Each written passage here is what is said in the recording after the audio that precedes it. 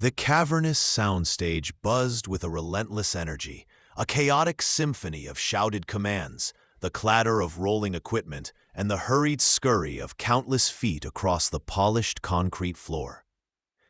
Amidst this meticulously orchestrated pandemonium, Eleanor moved with a quiet, almost spectral grace, her presence often fading into the background noise like a forgotten prop. The faded blue of her uniform seemed to absorb the surrounding vibrancy, mirroring the way her contributions were so routinely overlooked. Her cleaning cart, the mobile repository of her tireless efforts, buckets sloshing with the faint scent of disinfectant, the worn heads of mops that had absorbed countless spills, and a motley collection of well-used rags trailing like a loyal, if tattered, entourage, was her constant companion in this temporary world of make-believe. Each deliberate swipe of her mop, each careful dusting of surfaces that would soon be bathed in artificial light, was performed with an ingrained efficiency, honed by years of thankless labor, her weary eyes constantly scanning for the overlooked messes, the minor imperfections that threatened the illusion of the scene. While teams of technicians, their faces illuminated by the harsh glare of adjustable lights, wrestled with recalcitrant cables, and production assistants darted back and forth like frantic ants, their arms laden with props that would soon conjure fleeting moments of cinematic magic, Eleanor remained a steadfast, silent anchor in the swirling chaos. Overseeing this ephemeral realm was Victor, the director, a man whose very being seemed to amplify the surrounding cacophony. His booming voice, laced with a perpetual undercurrent of impatience, barked orders that echoed across the vast space, each pronouncement often carrying a sharp, dismissive edge that left a palpable residue of unease clinging to the very air. For Eleanor, the sensation of invisibility had become a familiar, if unwelcome, companion. Spilled coffee. A minor catastrophe in the eyes of the bustling crew was merely another dark stain to be patiently absorbed by the thirsty fibers of her mop.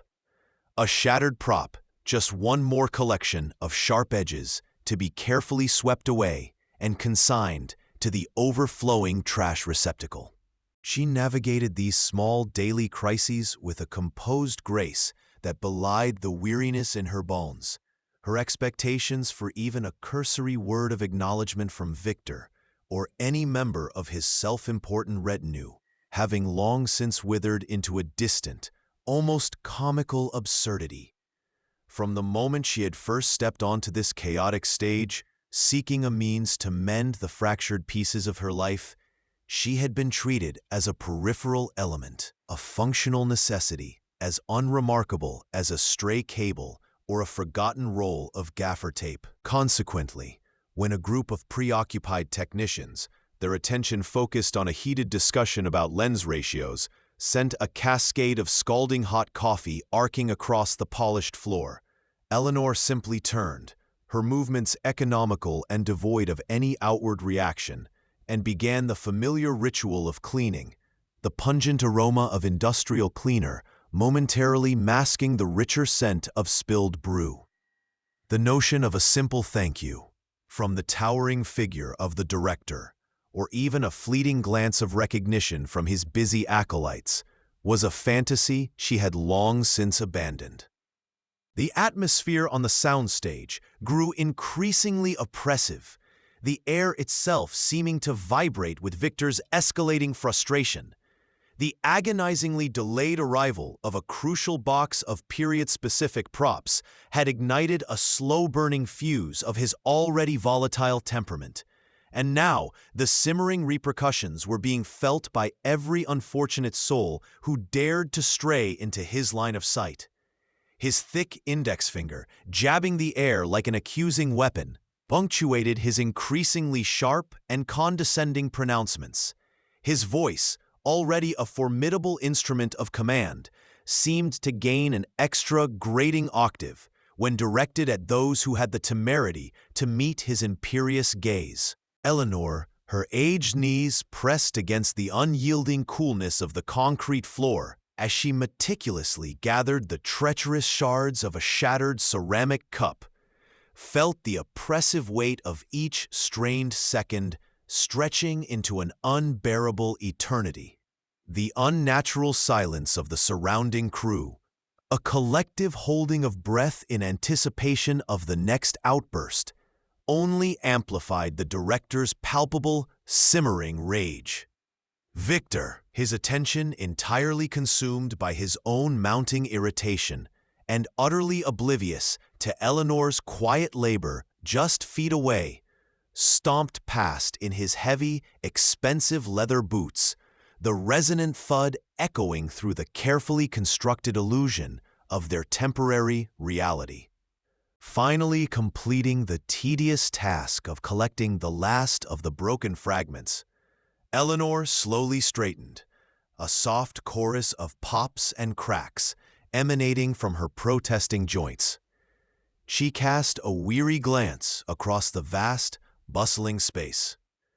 The carefully averted gazes of the crew, their intense, almost desperate focus on their individual tasks, were a familiar tableau, a silent, unspoken pact of self-preservation in the face of the director's volatile temper.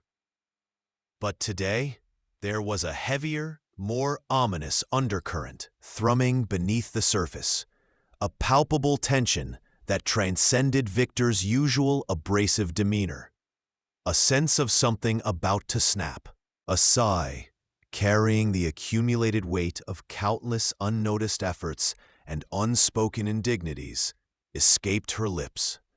She adjusted the worn handle of her cleaning cart, the cool, smooth metal, a familiar comfort beneath her calloused hand, and resolutely continued her relentless circuit of the set.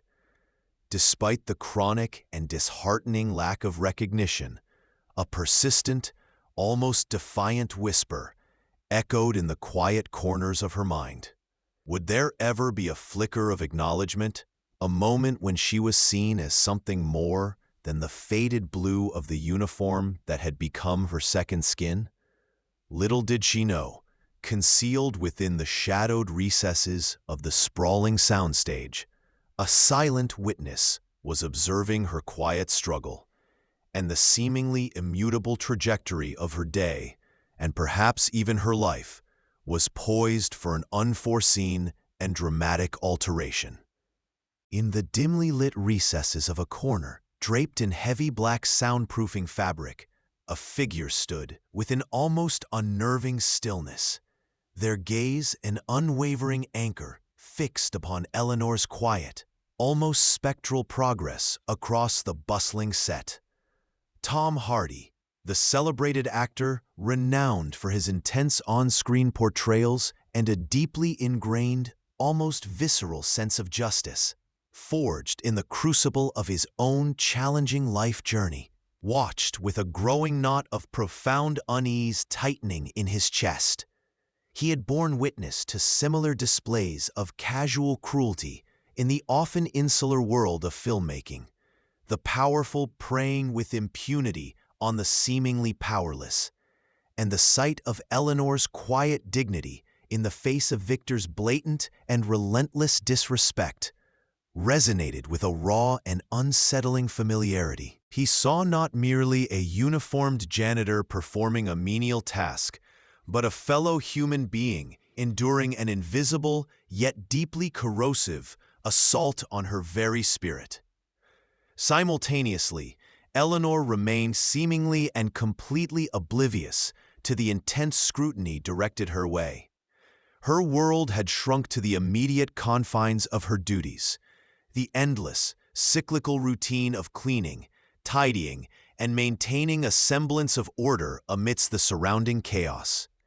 In her weary mind, this was simply another long workday to be endured, another monotonous succession of hours in which she was routinely overlooked, occasionally subjected to petty humiliations, and consistently rendered invisible by the self-absorbed world around her.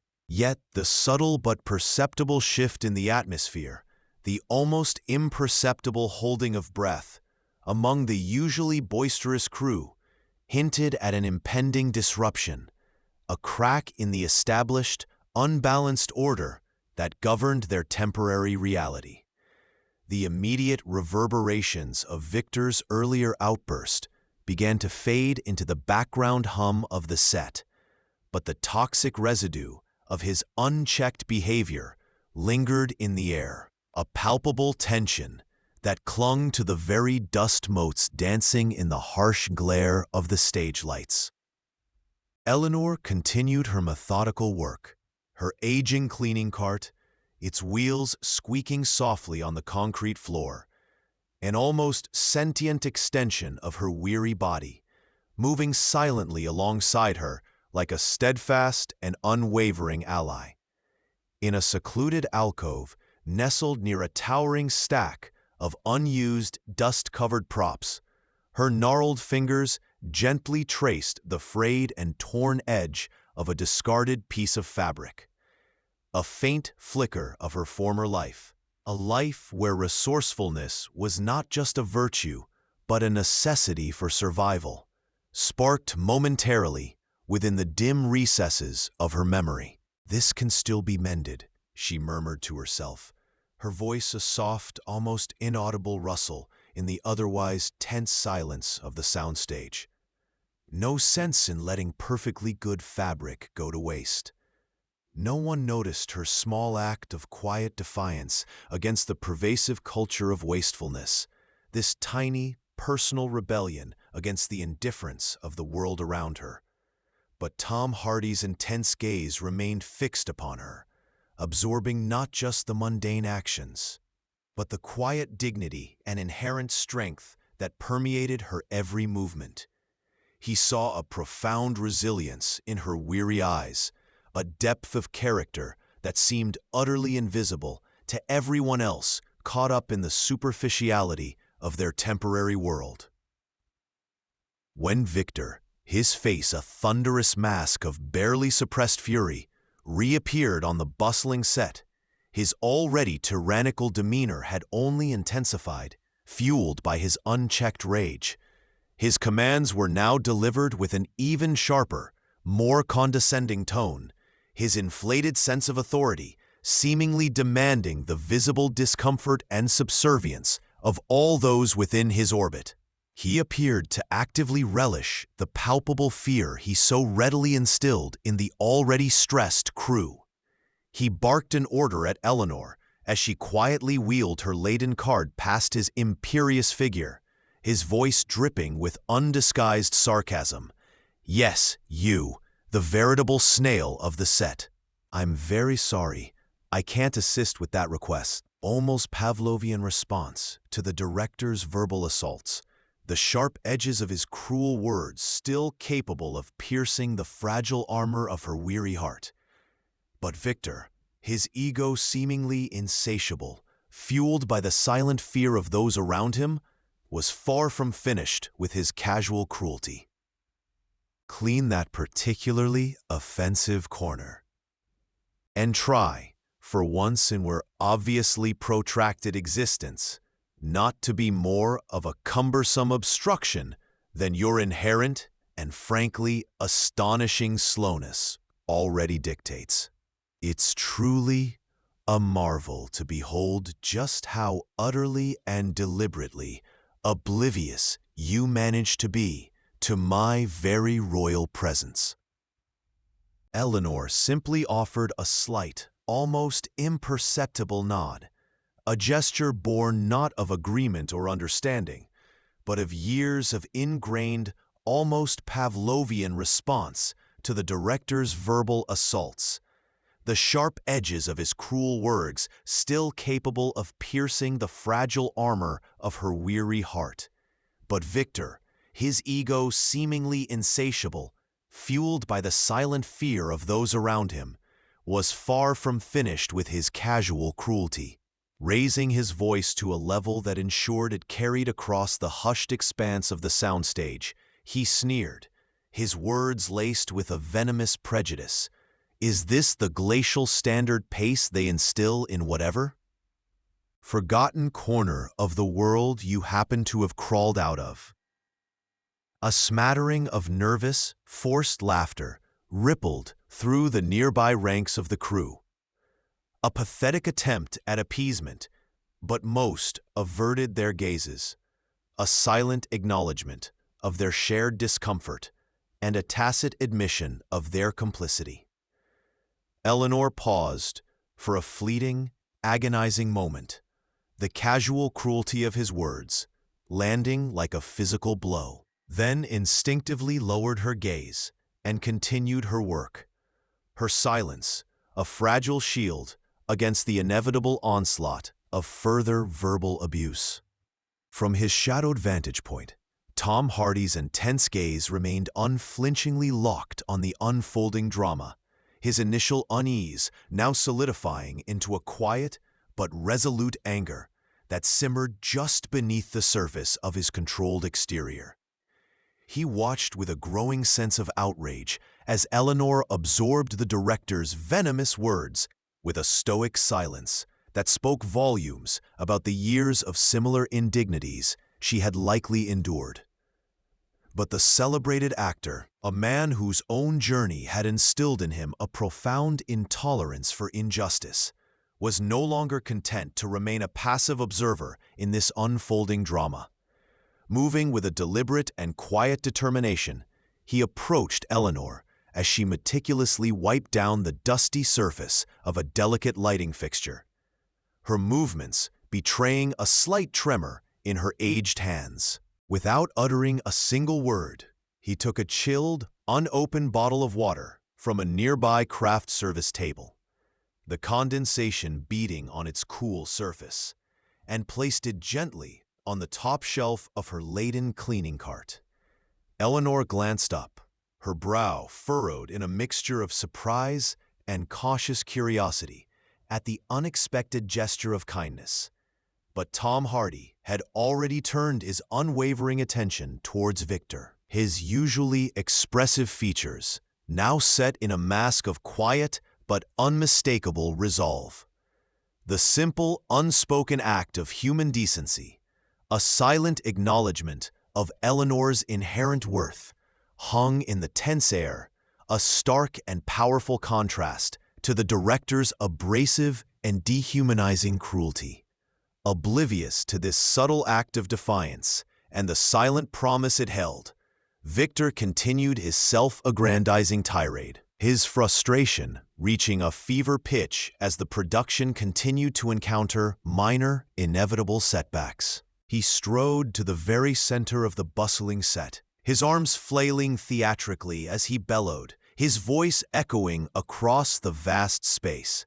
Do you all honestly believe this is some kind of amateur theatrical production? Is this the level of incompetence we can expect when we allow just anyone to wander onto a professional film set? The thinly veiled xenophobic insult hung heavy in the air, a palpable wave of discomfort washing over the assembled crew, their faces a mixture of shock and silent condemnation. Eleanor's hand, clutching a worn and faded cleaning rag, tightened convulsively, the rough fabric twisting between her trembling knuckles. Just as Victor, his eyes scanning the set like a hawk searching for its next prey, spotted Eleanor near a precarious stack of antique props and seized yet another opportunity to unleash his verbal venom, his voice dripping with condescending mockery.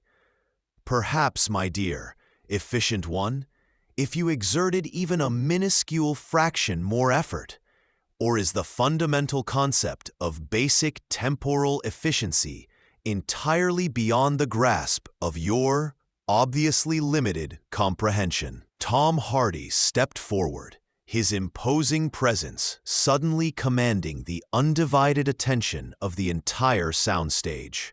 Victor, he stated, his voice surprisingly calm, yet possessing an undeniable resonance that cut through the director's tirade like a sharp, decisive blade.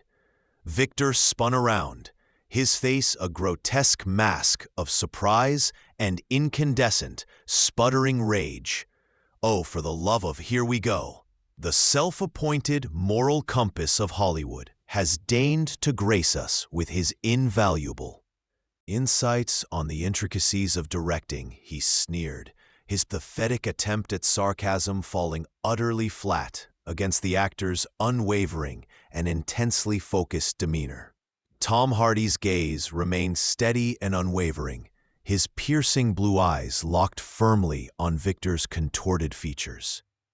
I have witnessed a great deal during my years spent on various film sets, Victor, but the consistent and utterly demeaning manner in which you are treating Eleanor is beyond the pale of acceptable behavior. An almost palpable silence descended upon the once bustling set, every single eye drawn to the unexpected and potentially explosive confrontation unfolding before them. Do you honestly and truly believe that belittling and humiliating a fellow human being fosters a more creative or productive environment? Are racist and degrading remarks really such a vital part of your creative identity? Tom Hardy's voice, though measured and devoid of raised inflection, carried an undeniable weight of moral conviction that resonated through the stunned silence. This isn't about my methods versus your vision, Victor. This transcends the superficiality of filmmaking. This is about fundamental human decency and the basic tenets of respect. He gestured subtly towards Eleanor, who stood frozen near her cleaning cart, her face a complex tapestry of shock, disbelief, and a flicker of something akin to hope. Do you, in your self-proclaimed wisdom, honestly believe it is acceptable to treat another human being as if they are invisible, as if their very existence is nothing more than an inconvenient and unwelcome intrusion? Victor's face, already florid with rage, now flushed a dangerous shade of crimson. I am the director of this multi-million-dollar production, Hardy. You have absolutely no right whatsoever to interfere with how I choose to run my set. If you find my directorial style so utterly offensive to your delicate sensibilities, perhaps you should simply pack up your ridiculously overpaid bags and walk right off my set. Tom Hardy stood his ground, his powerful frame radiating an aura of quiet but unyielding authority. Respect, Victor, is not a matter of directorial style or personal preference. It is a fundamental and non-negotiable requirement for any semblance of civilized human interaction. And if you, in your vaunted position of power, are demonstrably incapable of extending that basic level of respect to every single individual working on this set, regardless of their perceived status or role, then perhaps, he paused, his unwavering gaze never leaving Victor's enraged face, perhaps you are fundamentally the wrong person to be leading this production. Victor sputtered incoherently, a thick vein throbbing visibly in his temple, his face contorted with a mask of apoplectic fury. He opened his mouth to unleash another torrent of invective, but the sheer force of Tom Hardy's quiet conviction seemed to momentarily paralyze him. With a final venomous glare directed at the unyielding actor, he turned abruptly on his heel and stormed off the set, the violent slam of the heavy door echoing the sudden and dramatic shift in the established power dynamic. Tom Hardy turned his attention towards Eleanor, a genuine warmth softening the intense lines of his rugged features. "Eleanor," he said gently, his voice carrying a profound note of sincere empathy, "you do not, under any circumstances, deserve to be treated in such a dehumanizing manner. And I assure you, with every fiber of my being, I will not stand idly by and allow it to continue."